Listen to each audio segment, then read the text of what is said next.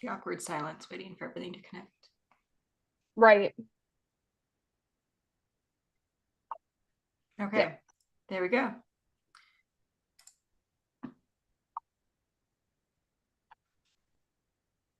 All right, I'm gonna jump right in. That way we have all the time for questions at the end.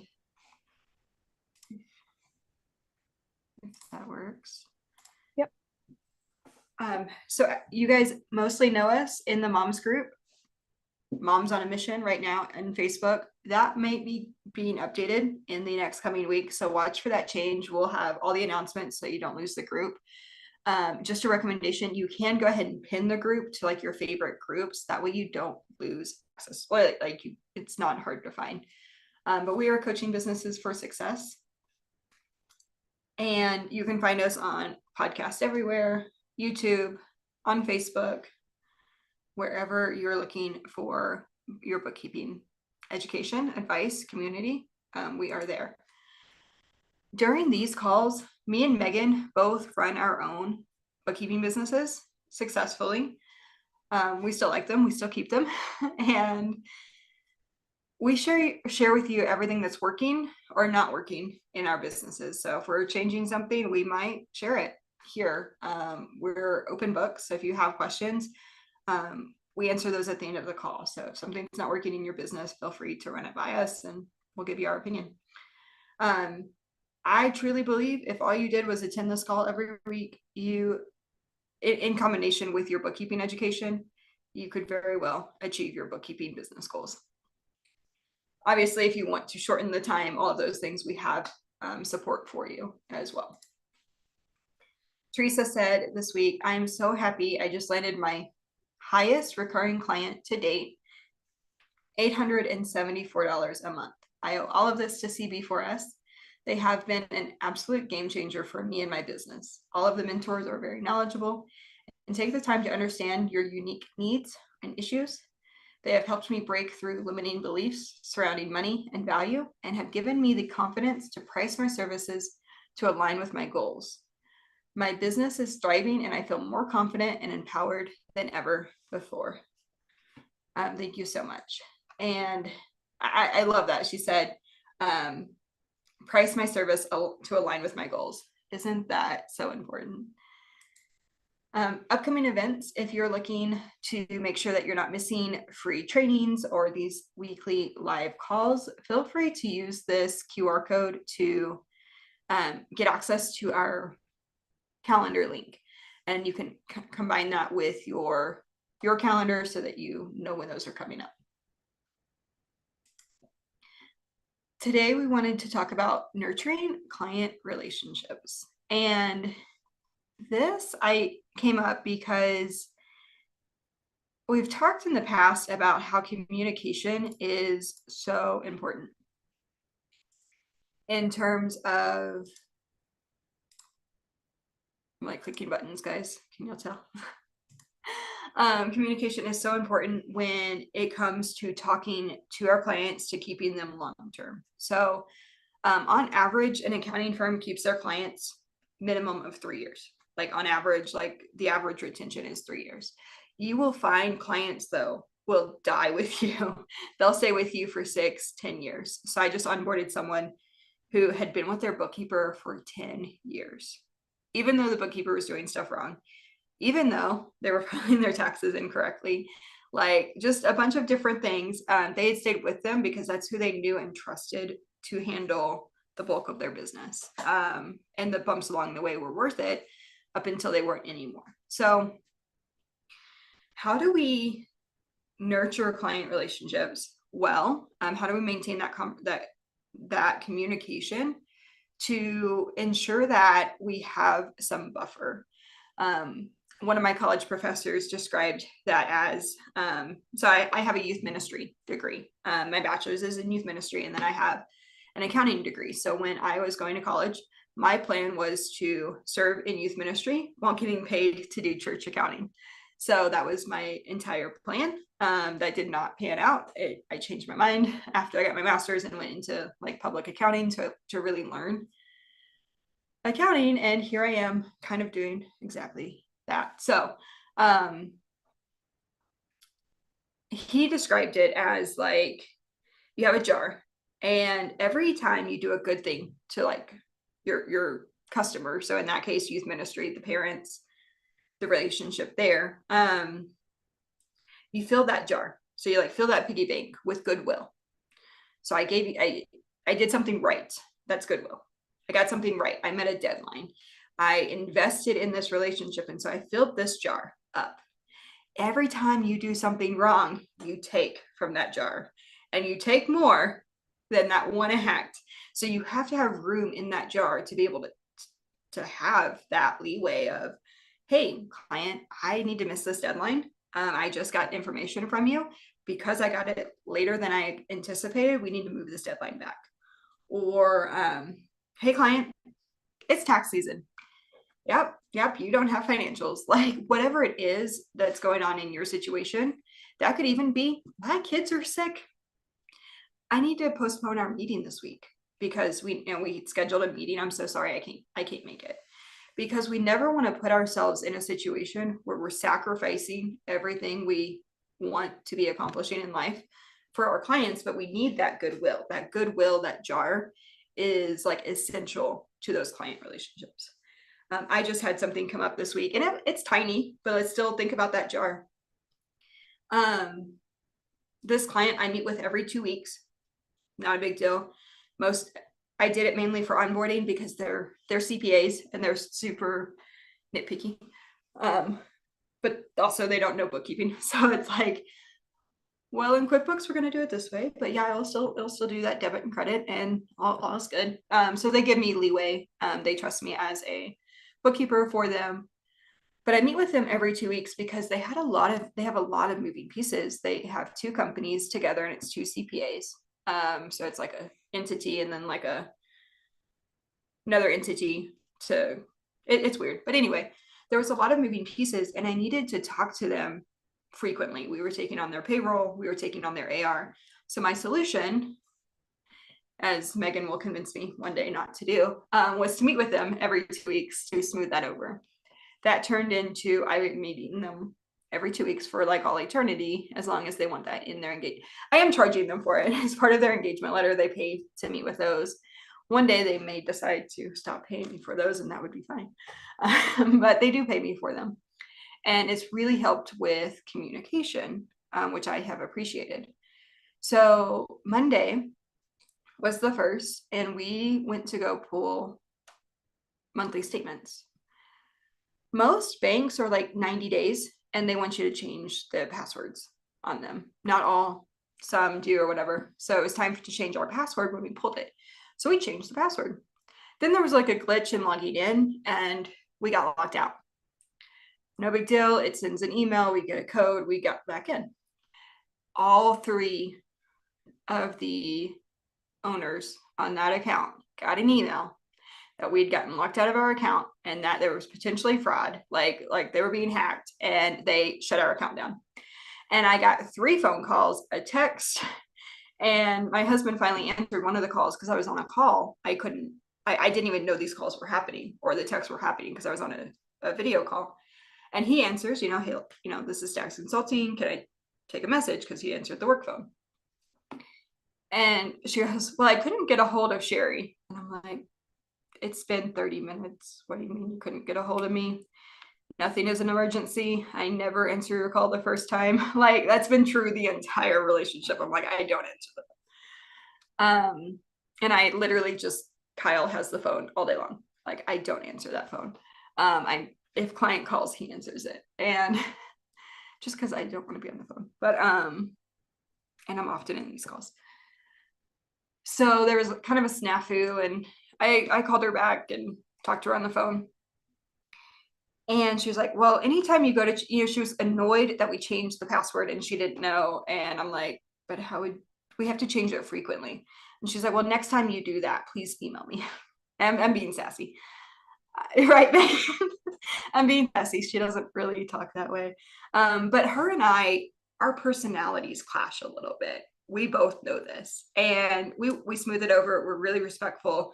We just know it. But we have a really good working relationship. But like personality wise, we're probably not going to be best friends. if that makes sense. Does that make sense? Like, and I think the other owner has like smoothed it over for me. So I've had to invest a lot of time into this goodwill jar for this particular owner. And so I texted her back and I was like, hey, you might want to make sure we're accountant access, because it seems like we're user access if you got an email.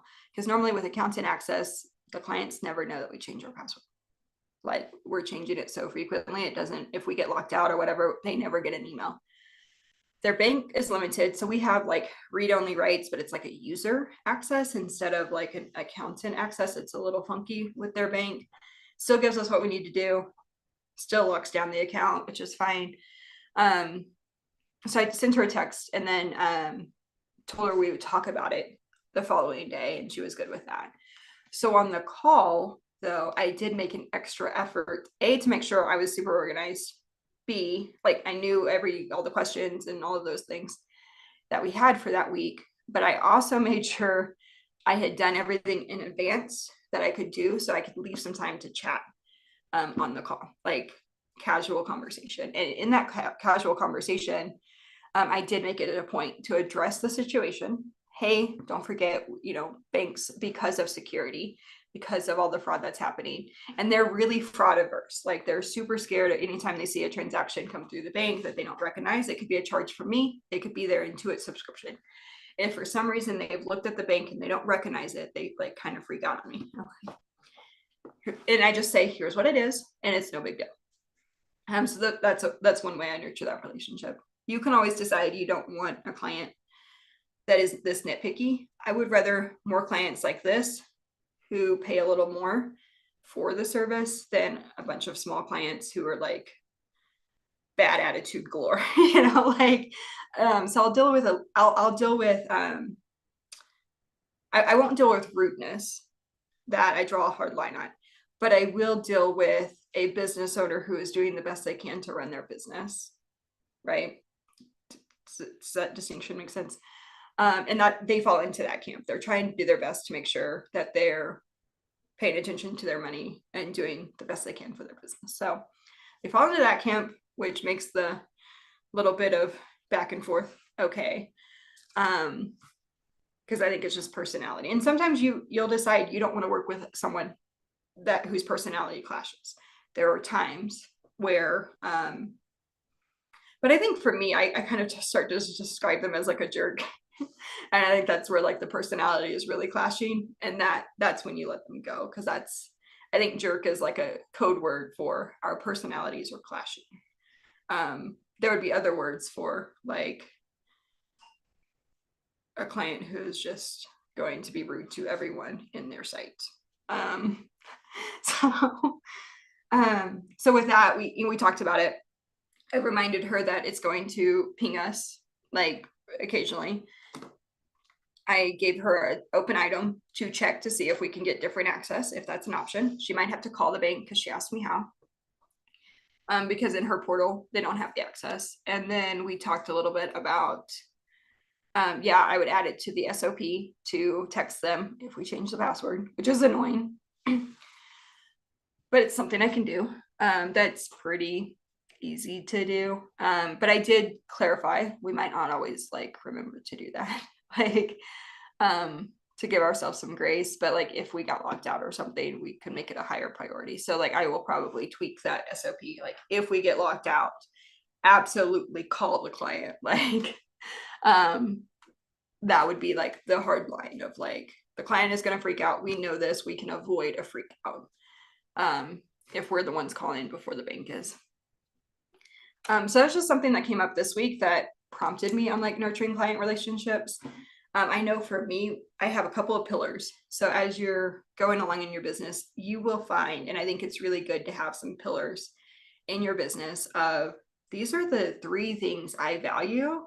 And these are the 3 things, and it can be more than 3, it can be less than 3, but these are like the 3 things that help my business operate well. And I can fall back to these 3 pillars when I'm tired of making decisions and I need to make a decision.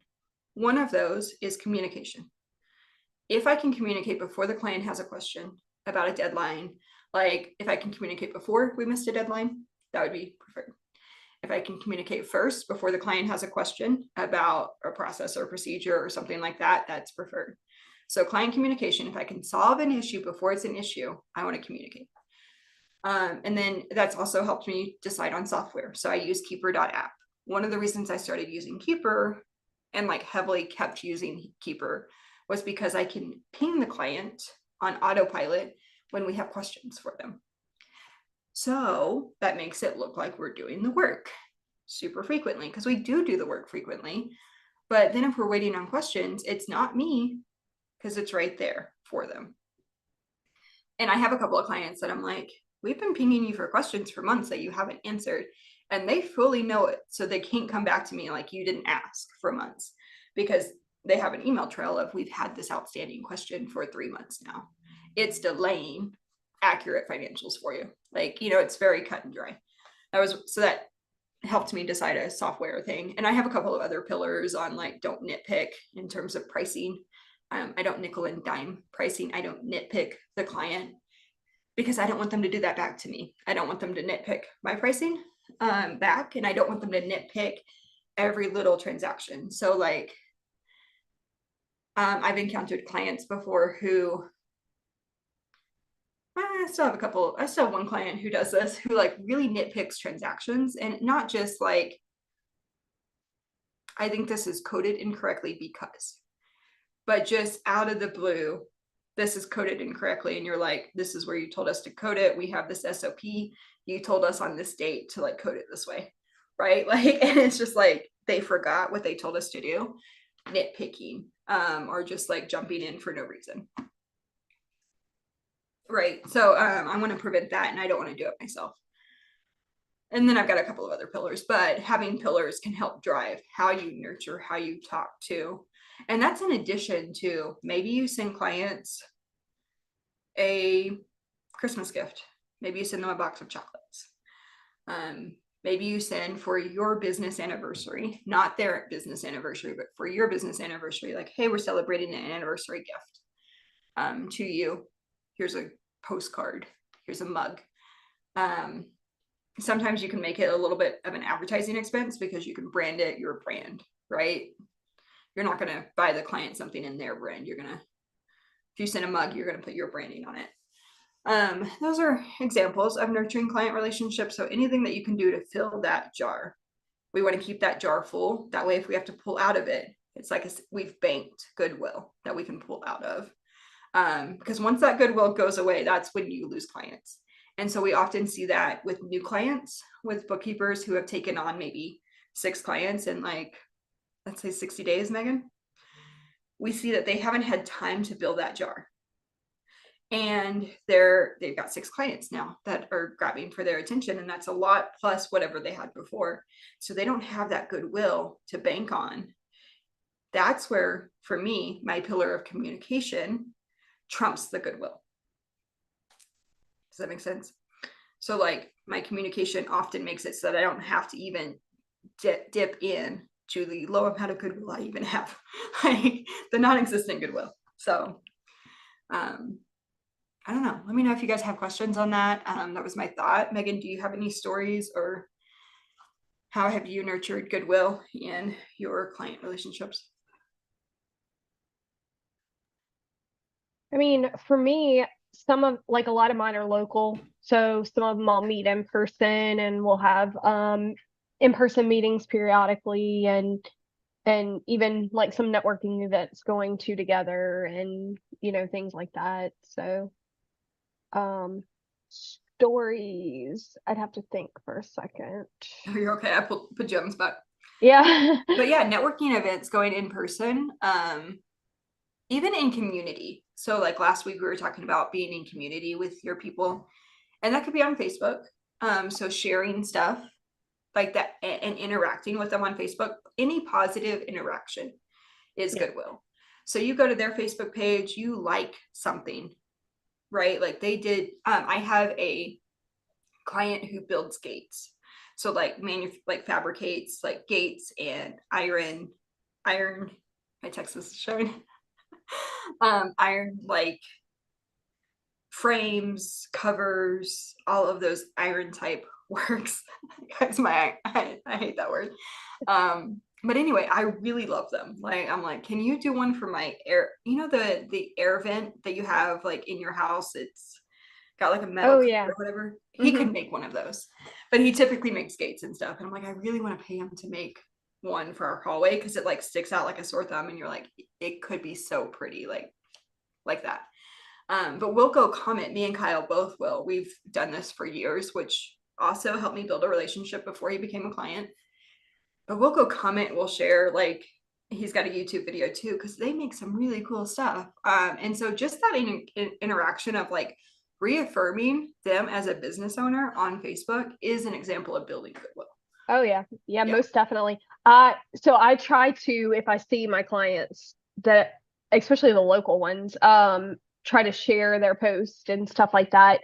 I've seen some bookkeepers, and I haven't personally done it, but they'll do like a spotlight of like their client Yeah. on their page and stuff, like, hey, this is what they offer and whatever. And like every week or once a month or whatever, spotlight this one particular business. So that would be a good idea too. I've never been like confident enough to do that since a lot of my clients don't come from Facebook, but I think that's a Yeah. good idea, especially if you look at other industries. So one thing I like to do in my business is, what are other industries doing well? Yeah. Um, Mike Michalowicz's book called Get Different. I know it's been too long since I plugged him. Last week, I'm sure I plugged him. I think I plugged him last week. I'm 2 for 2. Um, he has a marketing book called Get Different. And in that book, he talks about actually looking at other industries. And he described it better than I can.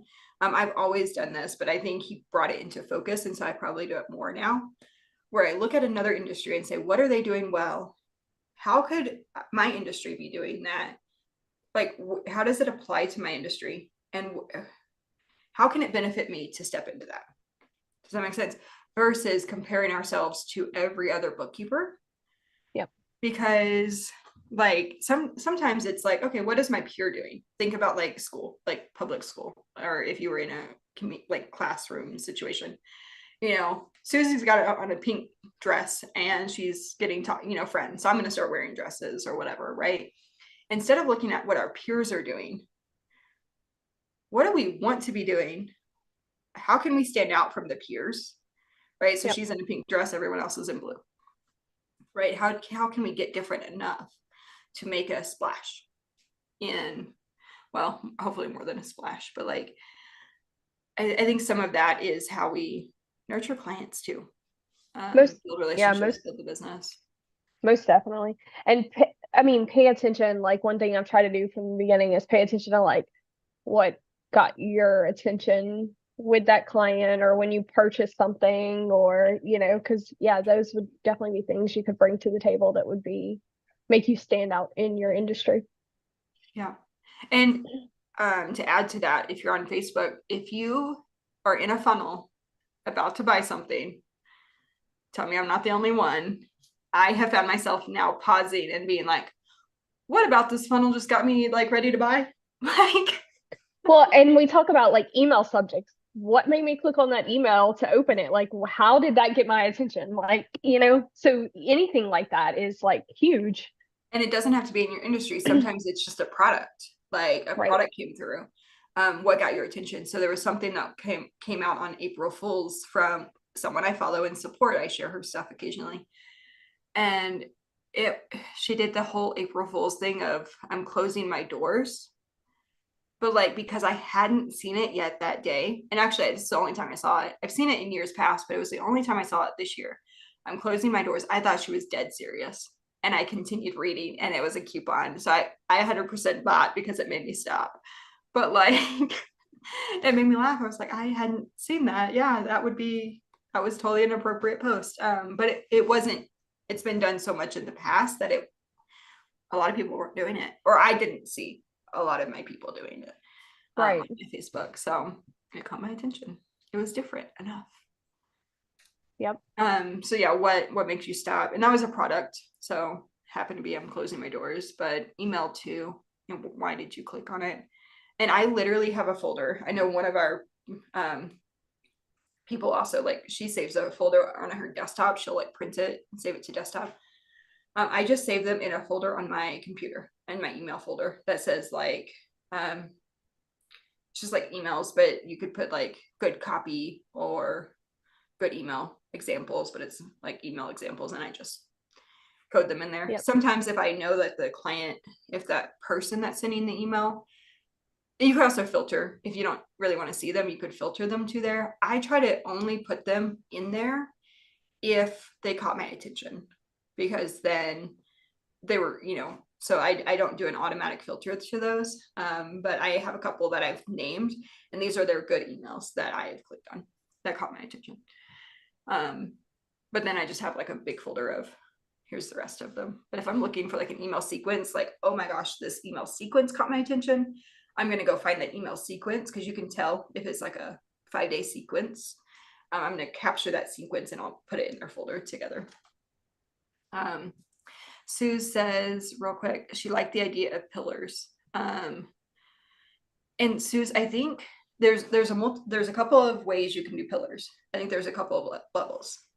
There's your first pillar. Megan, is it Fix This Next by Mike Michalowicz? Doesn't he talk about pillars in Fix This Next too? It's like in chapter 2 or 3. I think he does, Suze, if you want to read it there. His is more like the pillars of why you're in business. So I think there's a couple of levels of pillars and things that you can think about for your company. So one, you have your business in general, what you're about. So you have the pillars of what you talk about. So on Facebook, if you're doing Facebook marketing, I'm going to use that one. I think is Fix This Next, where he talks about like, why are you in business? It's a good quick read. Yes, ma'am. My text is clearly showing. It's like a lot of. He's from Texas too, though. I know, but I don't know. Okay, my bad Texan. You only know I'm Texas if I'm like really excited or mad. My husband tells me, or he's editing my videos and he's like, "Chin, what is chin?" Was a word that it caught, and it was something about Facebook something, and I'm like, not Facebook, something on QuickBooks, chin, and I don't know how he figured out what I was talking about. He was obviously in the context of it, but I still don't know what chin means. Like in the bookkeeping world. So you have like what your business is about. These are the things you talk about on Facebook. So I'm going to pick on Megan because she's got 3 really solid pillars on Facebook. She has like business and bookkeeping. She has mindset, and then she has family. And everything she posts or under those 3 pillars, Megan, I love how I've like studied you. I think did I say that right? No, Suze, it wasn't. That was something Sherry's brought to my attention. Yeah. But this is true. If you go back and look at like several years, like the last 3 years of Megan posting, those are the 3 topics she posts about. And I combine business and bookkeeping because she posts on both of those. And I think it's one topic. Then she posts on mindset, encouragement, spiritual, like encouragement. That's one pillar. And then she posts on, what she's doing with her family, because that's important to her. She does not post funny cat videos.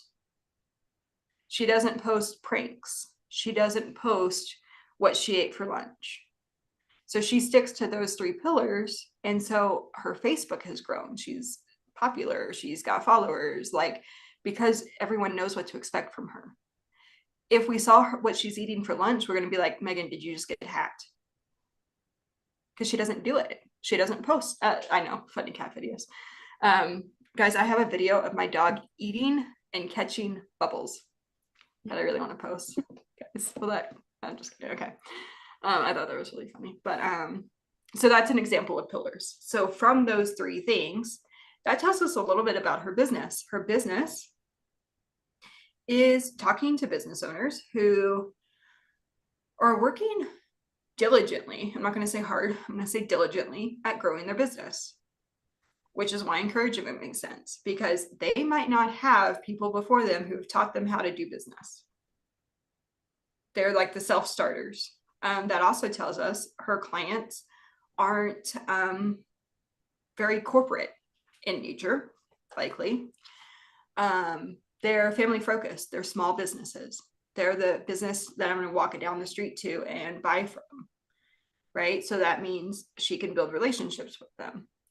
It also tells me that she's going to take vacations and have work-life balance. It tells me all of these things about her.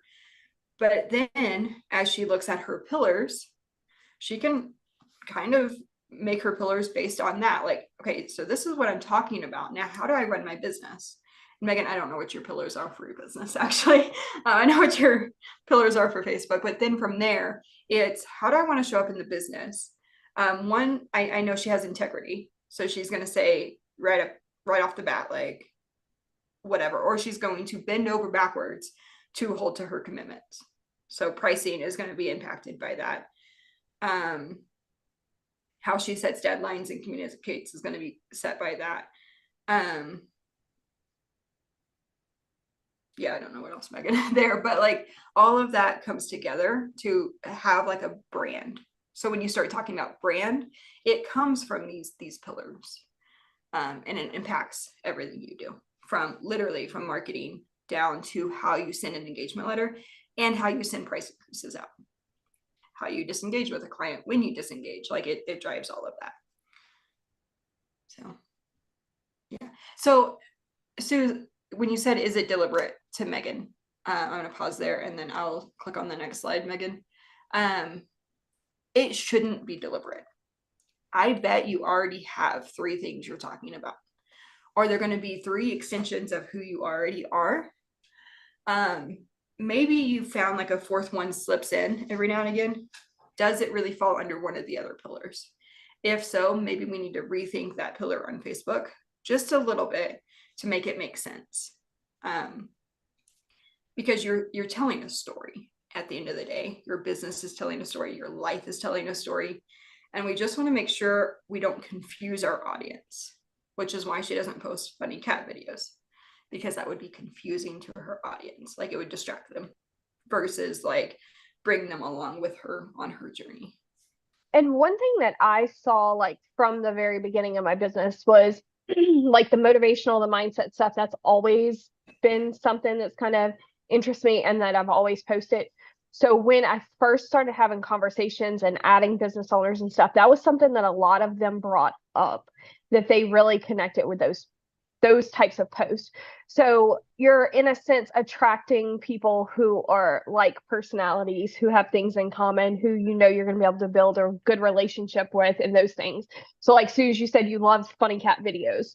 There's nothing wrong with that. Like post that. Now you're going to attract other people who have a similar personality, who you have that in common with, those types of things. So I think that's very important. Like don't do necessarily what we're doing, or do something that's you're gonna be able to relate to. You're gonna be able to have those connections with these potential clients or your clients that you currently have, and those types of things for sure.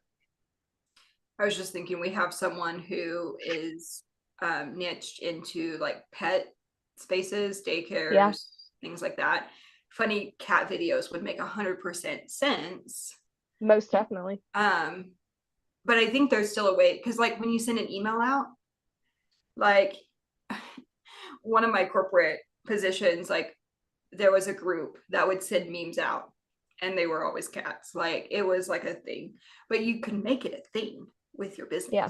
Like I was just looking at podcast covers last night, looking at something. And do you guys know, I learned it from Erica on like TikTok. Bummer. No, Okay. I'm gonna have to go look it up though. She tells like tips and stuff. And so, but as she has grown her TikTok, she's made this brand of like where she's whispering and she goes, you heard it here first or whatever. Well, her podcast cover is her doing that. And it's become like a signature trademark of her brand. So if there's something like that that you can get a kick out of, or you get a response out of, we can embrace those things. And that's where Get Different comes in. Right. And so I would put some effort into how do we bring this all together? So it's, nurturing clients is essential to longevity with clients. But we can, as we start to think every aspect of our business and think through all of those things. Why do we do what we do? What is driving those processes? Because as you grow, decision fatigue is real. And if you can lean back on, well, this is what our pillar says, and you've at least identified them. I don't have mine written down, but I still have them. Like, I've thought about them. So I fall back onto, so the top two are communication, communicate first, and don't nitpick. Those are my top two pillars. Like, obviously, equal weights and measures is one of them. And those are probably my three. Those are the three I say the most. I should probably write them down too. But those are the three I say the most. Like, me and Kyle both, like, these, like, he knows these are the three things that are important to me. Yeah, there's a couple. Yeah. So those are two of mine. And then communication. Like, just prioritize communication above all else. So those are my three that I like can lean back on to make pricing decisions, to how do I handle this with a client? Is this bugging me enough? Like, so is it nitpicking? Did I communicate first, or should I have communicated first? Does that make sense? So, like, I can fix processes and procedures based on those three things. I'm sure I probably need another one. But those have just been the three that I've used probably for the last 3 years that have just made it easier to make decisions, consistent decisions where I don't have to think that hard anymore on, oh, I'm going to do it that way. It also comes out when I'm doing sales calls. So I will start to use those language sometimes in sales calls to say, oh yeah, we work this way.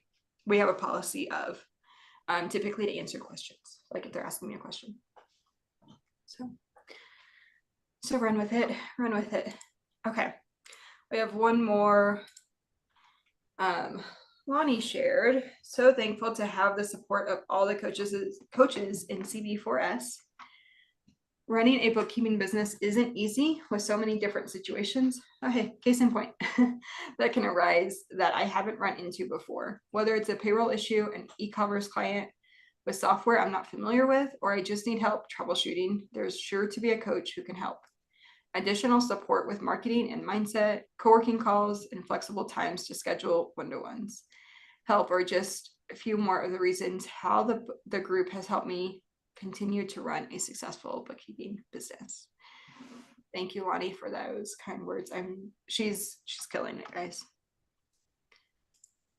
So I just wanted to share those from this week. We had a lot of feedback this week. It was really cool. Megan, do you have anything to add? I think the invite was sent out if you guys wanted to schedule a call for the Bookkeeper Blueprint, if you guys wanted more information on that or had questions there. And then bundles and one-to-ones, those are available. Do we want to put the link to the coaching call, the calls in? I also wanted to, I think Brad is watching on Facebook. It looks like maybe he commented on one of our older lives just a few minutes ago. A question I kind of answered like on the comment, but I thought maybe we could just touch on it a little bit so we have a few more minutes. Question: when I post on Facebook, I post on my timeline. Would it be better to post as an example to business owner groups on Facebook? So Brad, I would do both. In part, like if you're posting on your timeline, do you have business owners on your timeline? Like, have you been sending friends requests out to business owners and stuff? Because yes, your friends that you're on Facebook with right now, they're going to be seeing it and stuff, but you'll get in front of way more business owners if you're posting in the groups and stuff. So I would do both, but be aware of the rules of the groups, because some of them don't want you advertising. They don't want things along those lines. So just be aware of what the rules are specifically to the group. Some of them you can post like tips, but they may not want your business name on it. Some of them have certain days where you can advertise and do whatever you want in there on this certain day. And some don't have any rules at all. They don't care what you post. So just kind of be aware of those things, because you might get kicked out or banned or whatever from the group if you're posting something you shouldn't be. So.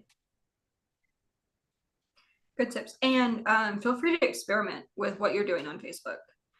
Some people are really good at doing short videos. Sharing cat videos, short cat videos would be, something to engage people or to draw people to you. That way they see more of your other posts. So that's where sometimes Suze or Brad having a different pillar that you post to. So Megan does family.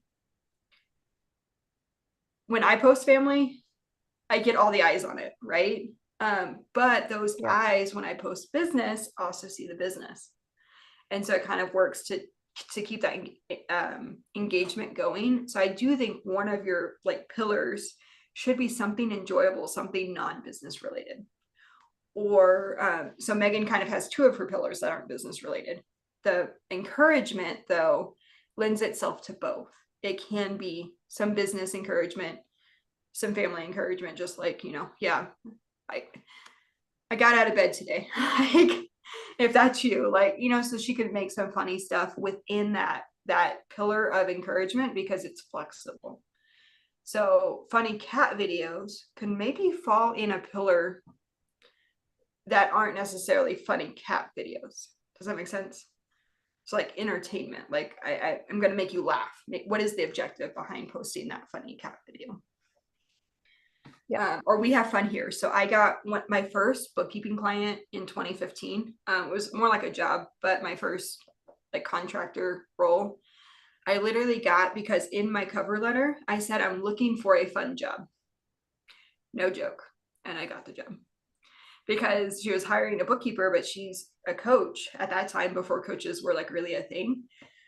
And she didn't want a boring accountant working for her. So score. So maybe you're not a boring bookkeeper and you're going to post funny cat videos. So I would work with, how does that work in your story?